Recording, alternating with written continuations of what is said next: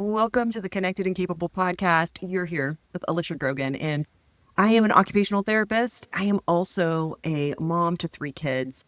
One of my kiddos has ADHD. We've also had struggles with some of my other kids with significant anxiety and all kinds of different motor challenges and stuff too. So as a parent, I've really seen a wide spectrum of what it's like to live this in real life. So my hope is that when you are here, you're getting my OT expertise, but the real life, what you can do, why it's important to understand your kid and what is practical in everyday life. Because I know that there is definitely a difference when I had to do this as a mom and what that really looked like for me to use the strategies to feel dysregulated myself in the moments I was often trying to help my kids or feeling frustrated or too busy. And so I really love answering questions from you all. This question is what we're going to be talking about on this episode, and it is from one of our newsletter subscribers. She wrote in and asked, I would love to get your take on negative self-talk or the black and white thinking of, I did something poorly, therefore I'm bad on the whole. That's one thing our ADHD kiddo struggles with, and we are in desperate need for resources to handle that in an impactful way. This is such a good and thoughtful question.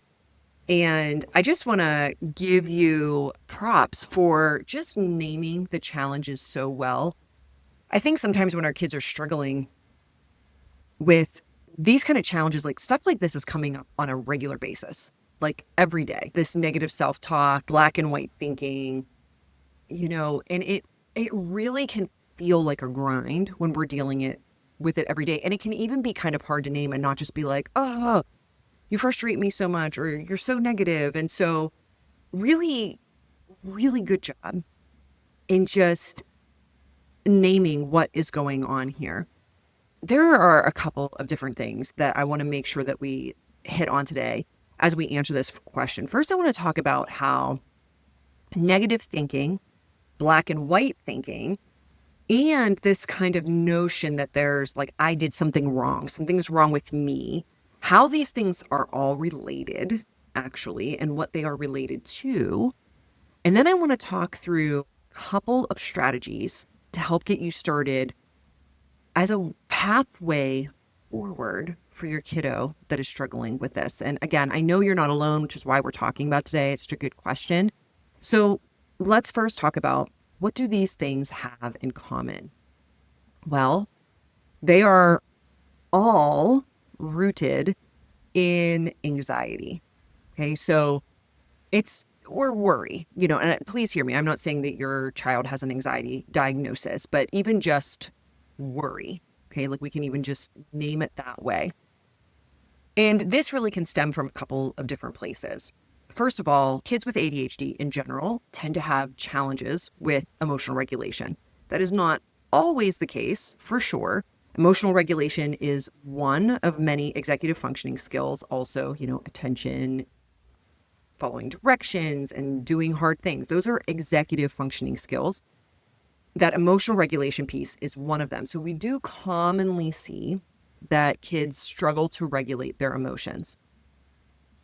What happens when our emotions, like our frustration, our worry, and sometimes even anger, get really high, very dysregulated, and they start to feel out of control?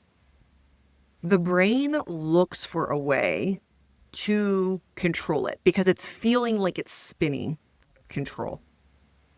And so all 3 of these things will happen as a result. And again, I would say even more common if you know that a child has an anxiety diagnosis. And again, not all kids with anxiety diagnosis do this, but it is a protective response that comes when the brain is kind of being challenged on a regular basis, either because they're feeling emotionally dysregulated, they're feeling very anxious, which of course feels emotionally dysregulating. Anxiety is not a soothing or comforting feeling, that's pretty dysregulating when a child is very worried or very anxious about something. And so these patterns of thinking are often rooted in that as a way to protect itself. And it seems, like it's the opposite. Like why would a kid be even more negative if they're already worried? But here's the thing. If and also, as I say kid, I can't help but mention that we of course do this as adults too.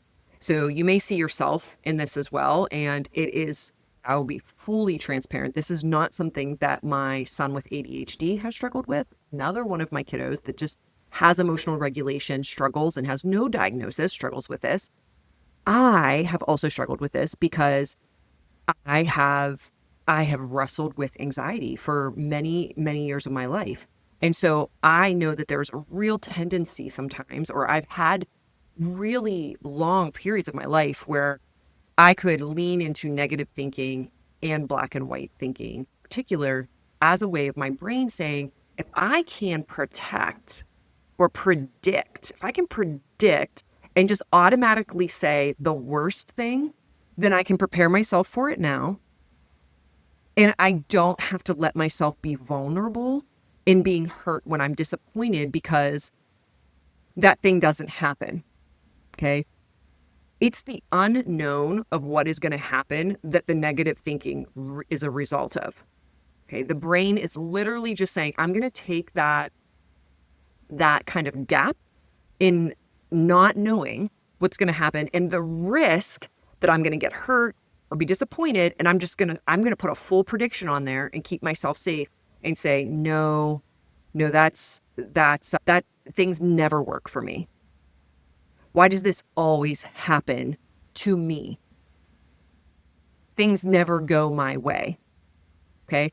And it's really interesting. You may notice now over time, sometimes kids, adults, this becomes such a way of life for them, this negative thinking. Even when they are not dysregulated, they have sort of learned, their brain has wired itself to just think this way now.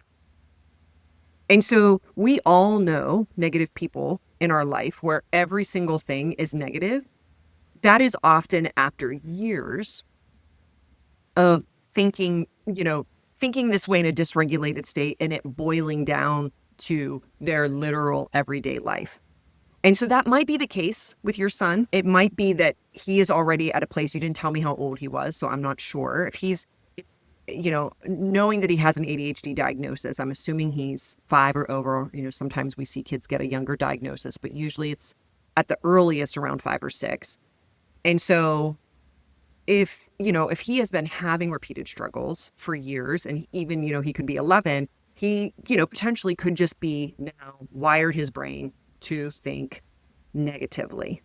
Okay. And that's the same thing, very similar idea with the black and white thinking. It takes more capacity from our executive functioning. Like that takes problem solving. That takes critical thinking. It takes a level of self-awareness to say, oh, yeah, I kind of messed that up, but I was trying my best instead of, oh, that didn't turn out right. I'm bad. This kind of doom that comes with something did not go as expected. It makes it very difficult for there to be any room to have a more, should we say, gray response and be able to kind of see the pros and the cons of a situation or the varying factors that are happening there. Now, again, part of that is happening when you see that really strong black and white thinking is particularly when kids are dysregulated. So again, this is this kind of protective thing of I can't allow there to be any other explanation because I don't want to get my hopes up. I don't want any expectations from anybody else. And then there's also a very real challenge with the fact that when a child is really dysregulated, they are not able to use those executive functioning skills. Okay. Like they're going dark in the brain. The anxiety, the fight or flight is raging and it is saying, I'm in control. And so a child is most likely not going to be able to access that kind of reasoning from their executive functioning skills.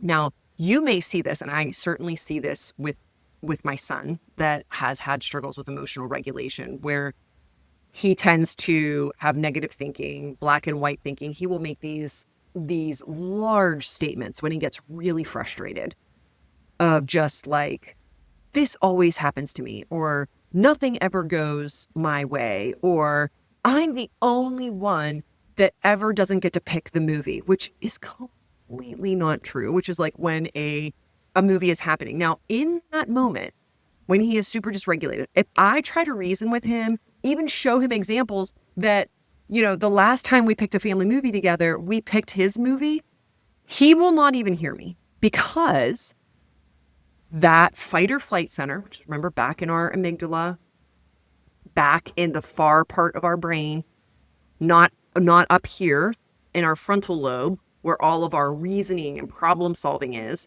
and that is dark. He's very reactive like that. I know now that I have to let him calm down first before we can begin to reason. Okay? And that black and white thinking in his case only comes up when I see him really dysregulated, or these like strong negative thoughts. Other times I don't see him doing that at all. Okay? But it is something we're working on, because I know, like I said, that if we aren't being intentional about building regulation skills so that he has strategies when he is feeling really frustrated, which in his case is his trigger usually, sometimes anxiety, but more often frustration. And I'm not, that may be a case for your kiddo too. Again, ADHD kids often struggle with frustration tolerance, okay, because they can't do something. Things are often harder for them than other kids, and they may notice that, they may be aware of that. And so their frustration tolerance, it's just not very high. And so they're getting frustrated more easily, more often. They get pushed into that dysregulated state, and then we see this negative thinking. So with all of this, it is so important that we're thinking through, what are the tools I'm using to help them regulate first. Of course, there's lots of ways to do that. We've talked about that in many podcast episodes. Those of you in the Connection Hive, you know that we have a ton of resources, and I'll link up a printable that gives you some starting regulation tools to start using also.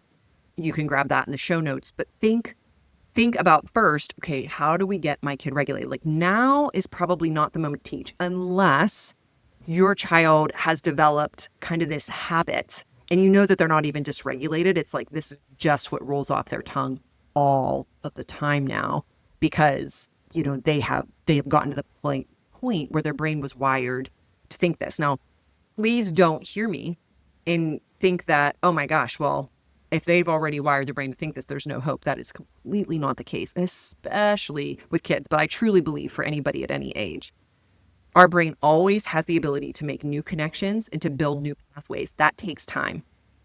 But step number one is starting with regulation, whether we're doing some breathing exercises, whether we're snuggling together, whether we're getting up and doing an obstacle course or movements or some reflex exercises in even just 30 seconds to help start the brain to reset and to bring that executive functioning back online, and basically to be telling that fight or flight amygdala, hey, it's time to quiet down.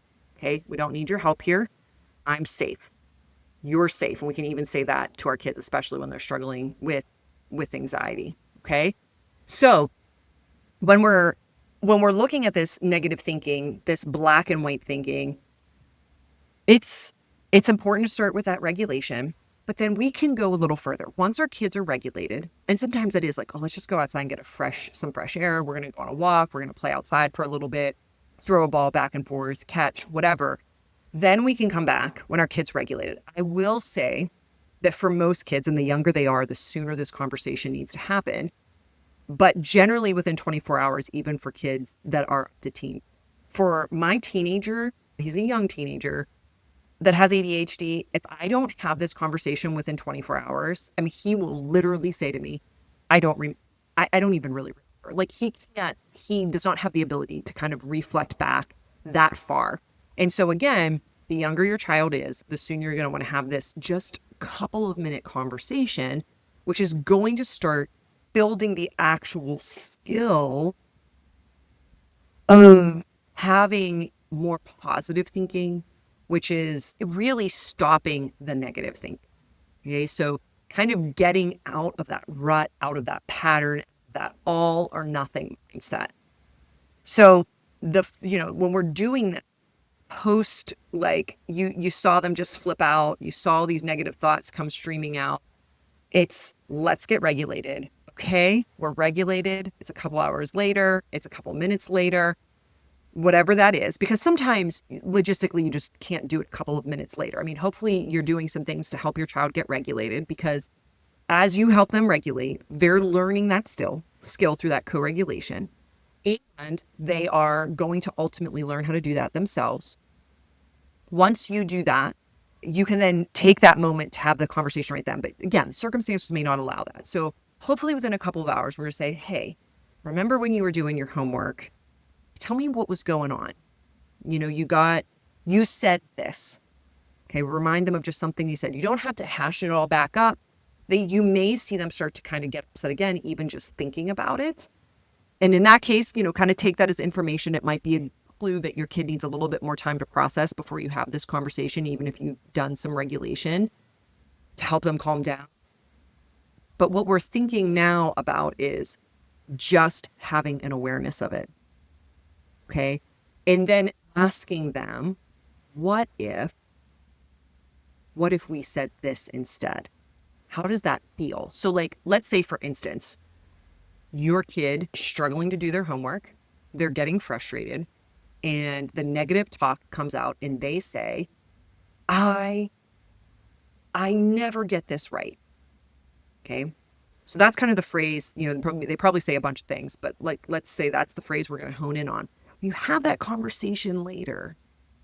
When you're having that conversation later, you're going to say, hey, I remember you saying, I never get this right. And give them a chance to talk about why they feel that way. It's important to acknowledge and hear their feelings. We don't want to dismiss them. And then say, I can understand how it feels that way. But I also want to tell you about some times that I think that you get it right. And then name specific examples. And then say, do you think it might be helpful to say, sometimes this feels so hard? Okay. It's that really word always or the word never that really push it into that black and white thinking. It doesn't allow any room for coping skills in the moment. And so we really want to teach kids to start working towards saying sometimes. This is going to happen through these conversations. This also can happen through dedicated time where you just kind of talk through scenarios. Maybe you're driving in the car. Maybe you saw somebody else get frustrated and say, what would you tell them? What would you think? As practice opportunities to start thinking through having a more varied and more accurate response that isn't positioning them. Because what this mom asked, okay, she didn't actually say this, but what's really hidden underneath her question when she says, I would love to get your take on negative self-talk. That's one thing our kiddo really struggles with. Okay, so she's recognizing like this negative self-talk has a consequence. All right. This consequence is that he is likely going to continue to struggle, continue to feel like his capacity is low. And a really, really big consequence of this is likely lower self-esteem, which a lot of ADHD kids struggle with because they are constantly being corrected. They are often aware that they are not doing things or tracking things in the same way that their peers are. So they may be just self-comparing, but even if they're needing corrected and it's like, hey, Logan, you need to sit down. Hey, Logan, you need to be reading your paper. Hey, Logan, That's not what we're supposed to be doing now. Logan, what was the second thing I told you to do? Logan, how many times did I ask you to put your shoes away? And if they have siblings, if they have other classmates, and they know they're not hearing their name all the time in the same way, they on a subconscious level are having this sense of, I am always messing up. And here's the thing, our ADHD kids often need those supports. They need those reminders. That's why the tone matters. And it's also why I believe a diagnosis matters, because we then understand, oh, wow, they literally, that part of their brain, there's executive functioning skills, is impaired in a way that in typically developing kids is not. I'm literally asking them to do something that is not possible without some supports, or at least most of the time isn't possible. Now, that, please hear me, that does not mean that these skills can't be built. In fact, what we're talking about here is, of course, building these skills. Their brains are very capable of strengthening these skills, but they are predisposed to be in this place with these challenges. And so that's why we lean into using things like checklists and visual schedules, and we watch our tone.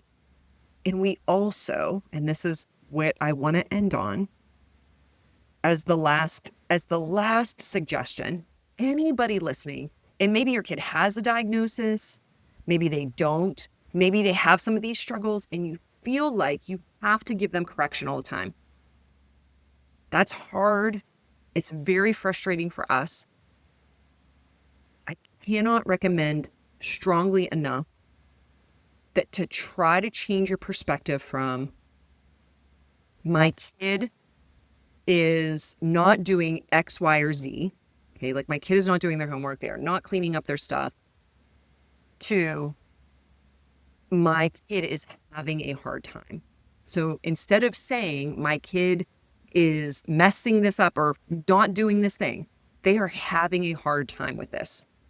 So even if they're like dancing around and being super goofy and you've asked them to do something 3 times, we have to recognize they are struggling with following these multiple step directions. Okay. Now, the other piece of that is, so we're changing our mindset, but the other piece of that, when we change our mindset, it allows us to start to see the things that they are doing well. And this can be extremely, extremely easy to miss when it feels like we're always having to correct them for 200 other things. Now, please hear me. To the mom that wrote this in, this may not at all be a dynamic in your home, but I would feel totally remiss in not sharing it. It is such a common dynamic. It has been in my own home. Even though as an OT, I know what's happening. As a mom and all of the things that I'm doing, I forget sometimes in my own busyness, in my own frustration, in my own tiredness. I forget sometimes, and I say something in a tone that is not helpful and sounds condescending, or I yell something across the room instead of going to him, or I repeat it 100 times instead of using a better support for him. And so what we want to think about doing then is looking for the ways that they are doing something well. But again, we have to be aware of those struggles. So that's going to start to look like, okay, I normally have to get the checklist. I didn't have to get the checklist today. And she did the first 2 things without me actually after telling her, yeah, there were 3 more steps on there that she normally does with the checklist. That was actually a really good start. She started that initiation. I need to acknowledge that. I need to say, hey, I love that you got the first 2 steps down. I see you already started your screen time.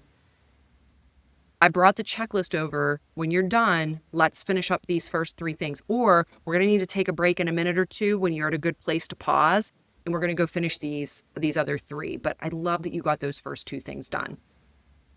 Okay. It's also, there's just so many opportunities for other strengths that they have in being kind and compassionate and creative.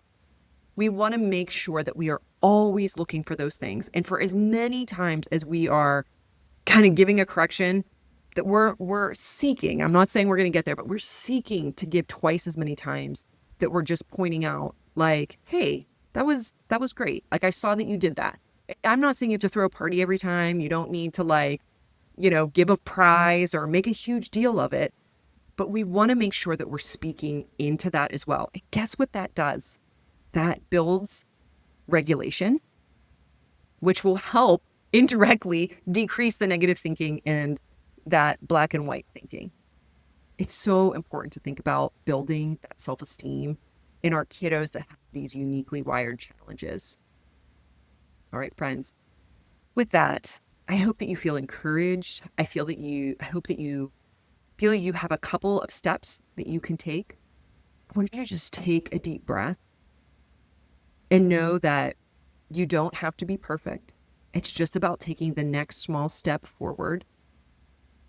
If you want some more resources, we have regulation tools in our five regulation skills printable. We actually give you 5, and you can print that out. You can download it. You can grab that in our show notes for free.